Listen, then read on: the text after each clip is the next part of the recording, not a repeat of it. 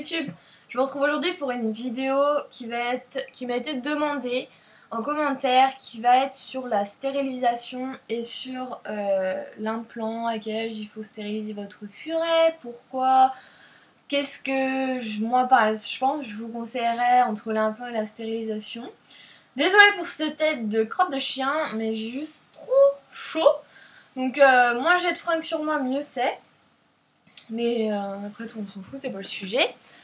Alors je vais diviser ma vidéo en 3 parties. Je vais faire une première partie où j'ai tout noté parce que je vais essayer d'aller dans les détails le plus possible. Parce que je sais qu'il faut faire certaines choses, mais je sais pas vraiment pourquoi. Donc j'ai été chercher le vocabulaire médical, c'est un peu compliqué. Mais je vais essayer d'expliquer ça de la manière la plus simple possible pour que tout le monde comprenne. Donc ma première partie, ça va être l'importance de la stérilisation.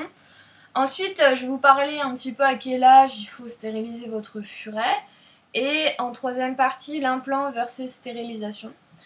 Alors, l'importance de la stérilisation. Chez le mâle, c'est pas primordial, au contraire, par rapport à la femelle, je veux dire.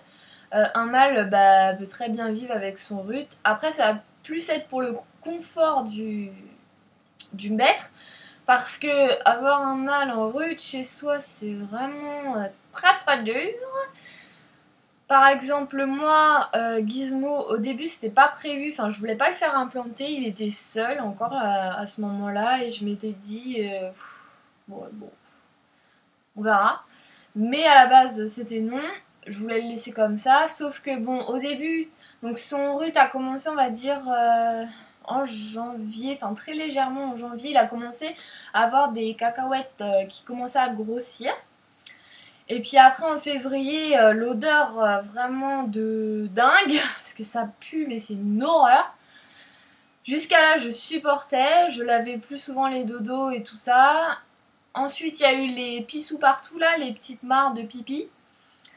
En bas, quand je les lâche, ils ont une litière, donc ils n'ont pas d'excuse pour aller faire pipi ailleurs ou caca.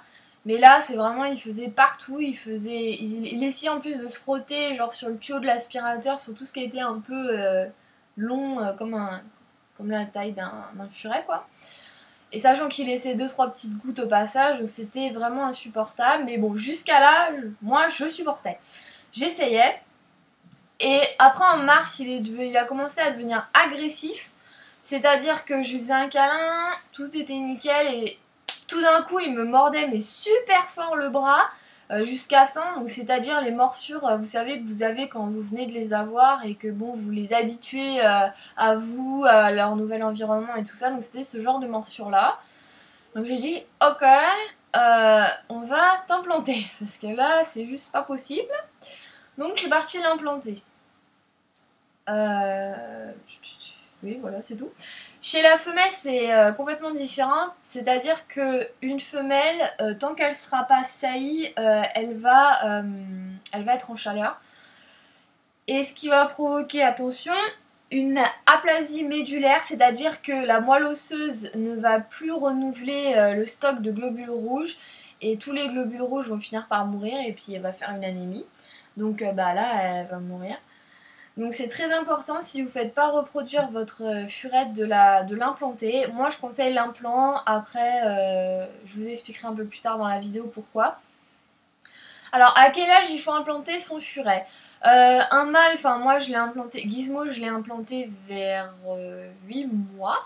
Sachant qu'un mâle, vous pouvez, du moment que bon le RUT c'est le début, que ça vous dérange pas tant que ça, vous pouvez attendre. Hein.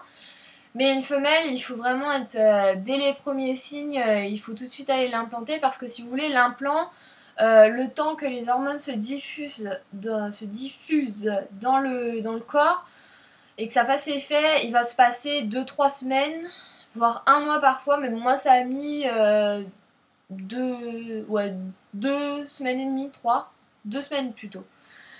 Donc une femelle, si vraiment déjà ça fait un bout de temps qu'elle est en chaleur et que vous décidez de l'implanter, peut-être vous allez attendre encore trop longtemps, le temps que l'implant, comme je vous l'ai dit, fasse effet, et là ça peut être très dangereux pour elle. Donc dès les premiers signes, donc la vulve qui gonfle, mais de toute façon la période, hein, Quand vous commencez à être janvier, février, la vulve qui gonfle, comportement de ruteuse, c'est-à-dire que bon bah elle vient chercher les mâles sont après elle, etc.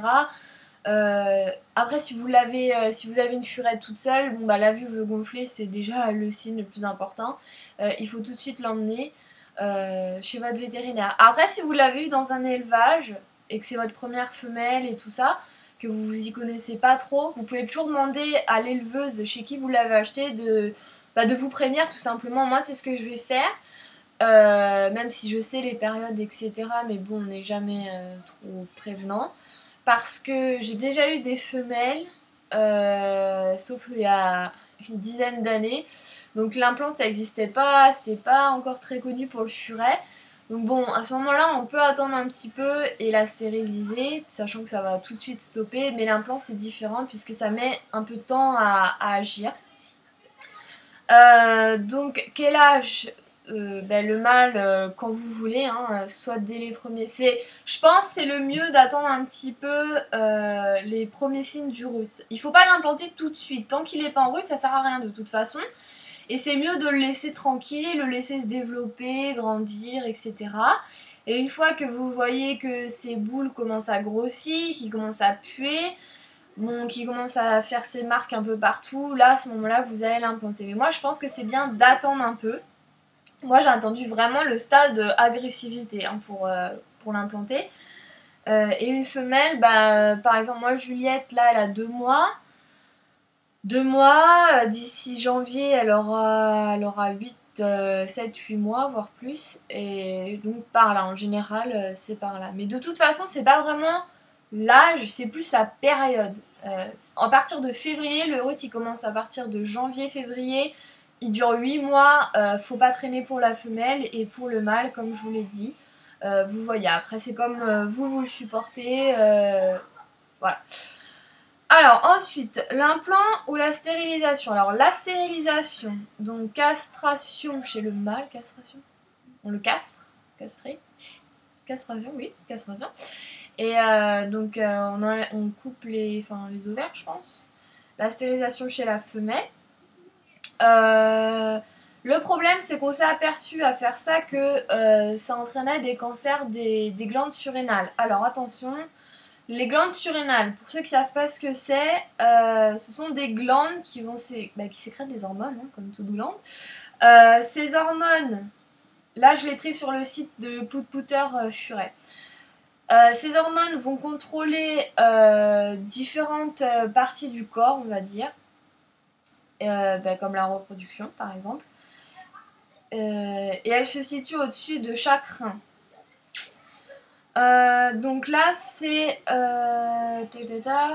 Bon, je vais carrément vous le lire. Donc chez les sujets stérilisés chirurgicalement, je vous mettrai le lien du site pour que vous puissiez y jeter un coup d'œil.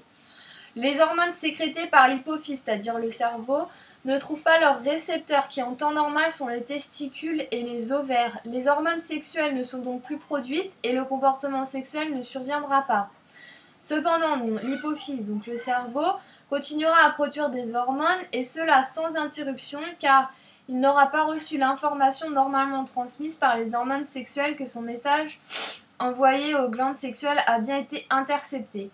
Cette sécrétion de l'hypophyse opérera une stimulation sur une partie des glandes surrénales qui sont réceptives aux hormones LH produites. Donc cette stimulation ininterrompue des surrénales entraînera un développement anormal d'un nouveau tissu, ce qui résultera à des kystes ou des tumeurs bénignes ou malignes, alternant les surrénales. Donc en fait, je traduis. Le fait de castrer votre furet, ça va entraîner... comment dire ça? Les glandes surrénales vont être beaucoup trop sollicitées, ce qui va entraîner, et le fait de les solliciter vraiment beaucoup, ça va entraîner la formation de kystes et de tumeurs, quoi. Donc soit non cancéreuses, soit cancéreuses. Donc ça survient, j'ai lu que après la castration ou la stérilisation chez la femelle, ça survenait au bout de 3... Oh, bébé Fini. Oh, la gamelle. Ah bah oui, elle a... Ah, pipi d'urgence. Caca d'urgence. Cette gamelle. Au lieu de descendre par là, hein. Non, non, c'est mieux de se jeter dans le vide. Qu'est-ce que je disais? Oui, après, donc la stérilisation, la castration, ça survient en général 3-4 ans après. Voilà. Qu'est-ce que je peux vous raconter d'autre? J'en suis à combien de temps là? 10 minutes, la vache. Voilà, Pout-Pouter. Voilà, c'est le site de Pout-Pouter. Vous mettez Pout-Pouter furet, je pense que vous allez tomber sur le site. Et chez la femelle, en fait, le problème, c'est qu'il peut y avoir une rémanence ovarienne. C'est-à-dire qu'en fait, vous avez stérilisé votre furette et par exemple, 1 ou 2 ans après, ben, elle déclenche des chaleurs. Donc, vous comprenez pas pourquoi.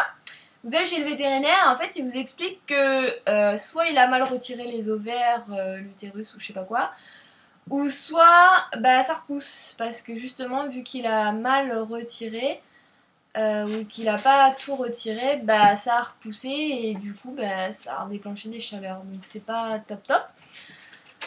Donc, l'implant, forcément, on va vous le conseiller. Enfin, en tout cas, si un vétérinaire vous conseille de castrer votre furet, comme moi, ma vétérinaire, ou de stériliser votre furette, vous prenez votre furet, vos jambes et vous courez vers un autre vétérinaire. Le mieux, c'est de demander conseil à des éleveurs. Mais bon, maintenant, on commence à savoir les conséquences de la castration, de la stérilisation. Et normalement, plus naturellement, un vétérinaire vous conseillera l'implant. Alors, l'implant, c'est la meilleure solution qu'on ait trouvée à ce jour, en tout cas pour la femelle. Alors, qu'est-ce que c'est? C'est comme une puce, en fait, comme quand vous allez pucer votre animal. Cette puce, elle est imprégnée d'hormones qui vont se diffuser à travers tout le corps. Donc comme je l'ai dit, ça peut mettre un peu de temps et qui vont stopper le rut. Alors en général, on va vous donner, si on vous dit pas, enfin demandez le dosage qu'on a l'intention de vous donner. Mais en général, le dosage c'est 4,7. Oui, 4,7. Après, on peut vous conseiller 9,4, mais moi j'ai pris le 4,7, donc voilà. Et ce dosage vous dure en général 1 an et demi, 2 ans. Il faut rien faire, enfin je veux dire ça se retire pas puisque une fois qu'il n'y a plus d'hormones dans la puce, ça va la petite puce, l'implant va se dissoudre tout seul. Donc ça il faut que vous le sachiez avant d'aller chez un vétérinaire parce que par exemple moi ma vétérinaire m'avait dit non mais tous les ans il faut réimplanter votre furet. Hein. Je fais mais il faut enlever l'implant, l'ancien implant. Et je lui ai dit mais ça se dissout pas et ça. Non non non. Après vous pouvez risquer la vie de votre furet et ça. Non non non c'est des conneries. Là c'est elle vient chercher votre argent. Donc l'implant se dissout tout seul. Une fois qu'il est dissous, bah comment vous allez le voir? Bah tout simplement votre furet va re-rentrer en rut et à ce moment-là, eh ben, vous repartez chez le vétérinaire un implant. Qu'est-ce que je peux vous dire d'autre? Peut-être qu'il faudra qu'on endorme votre furet. Donc par exemple moi Gizmo on l'a mis dans une boîte et on l'avait gazé le temps de lui faire l'implant. S'il bouge trop, je pense que c'est ça qu'on fera, enfin que votre vétérinaire fera. Les prix, alors le prix d'un implant c'est en général 60 à 70 euros. Donc si vous incluez, bon bref, vous comptez la consultation. Je suis très mauvaise en ce moment en français, je sais pas pourquoi. Vous comprenez le prix de la consultation, vous vous en sortez pour 100 euros à peu près. Alors ça c'est, moi j'avais appelé tous les vétérinaires d'Angers. Il y en a un qui m'avait proposé, qui m'avait dit un prix, c'était hallucinant, c'était 200 euros. Donc là vous courez pareil. Je veux dire un implant c'est en temps normal 100 euros tout compris avec la consultation. Et si vous trouvez encore moins cher, bah c'est encore mieux pour vous. Donc ça je l'ai dit.